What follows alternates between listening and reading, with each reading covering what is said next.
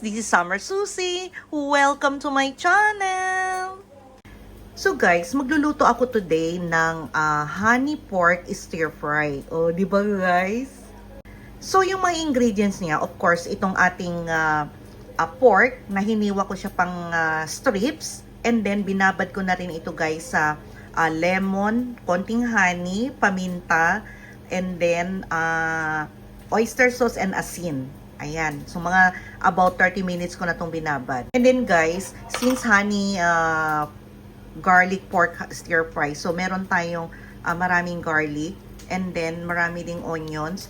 Tapos, ito, ano lang to guys, optional kung kulang yung lasa. And then, guys, meron tayong bell pepper na hiniwa ko ng iba-ibang design. Ayan. And then, itong ating carrots. And then, ito yung stalk ng broccoli. And then, itong ating broccoli. And then, not but not the least, itong ating parang sauce natin na pinaghalo ito guys ng oyster sauce, honey, paminta, and toyo or soy sauce. Kahit anong brand guys. So, ayan. So, tansya-tansya nyo lang kung gaano nyo gusto yung kanyang tamis, alat, at anghang. Okay, start na tayo guys. So guys, maglalagay tayo ng konting oil. Ayan. And then butter. And then satayin natin guys yung ating garlic. And then the onion. Konti lang muna. Then ilagay na natin itong ating pork na binabad. So guys, i-cover natin ito for about 10 minutes para lumambot yung ating pork. Guys, after 10 minutes, ito na siya.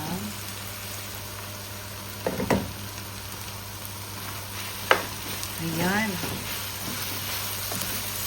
Hindi pa siya masyadong luto. So, hayaan mo muna siyang maluto yung ating karne. Siguro mga 10 minutes pa po. So guys, ilalagay ko na itong ating natirang onion. Ayan, para medyo luto na rin siya. So guys, check natin. Ayan. Ayan siya guys. Ayan, naramdaman ko na. Malambot na yung ating pork. Siya nga pala guys, nilagyan ko pala ito ng 1 cup of water para lumambot yung ating pork. So guys, eto na siya. Ayan, tostado na. So ilalagay na natin yung ating gulay. So unahin natin guys itong ating carrots kasi syempre ang carrot is medyo matigas-tigas. So guys, palambutin lang natin ito for about 3 to 5 minutes lang. Ayan, takpan natin guys ha. So guys, check natin after 5 minutes. Ayan.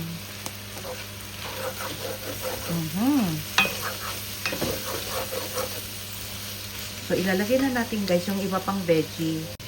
Ito yung ating broccoli. So hayaan po natin siyang guys takman for about 3 minutes lang. So guys, after 3 minutes, ito na. Ayan. Medyo luto na yung ating anong tawag nito? Broccoli. Kasi gusto ko guys, crunchy siya. So, ilalagay ko na tong ating bell pepper, yung pinakahuli. And then, ito guys, yung ating sauce. So, stir fry siya guys kasi, ano po siya, tuyo. Ayan. Then, haluin.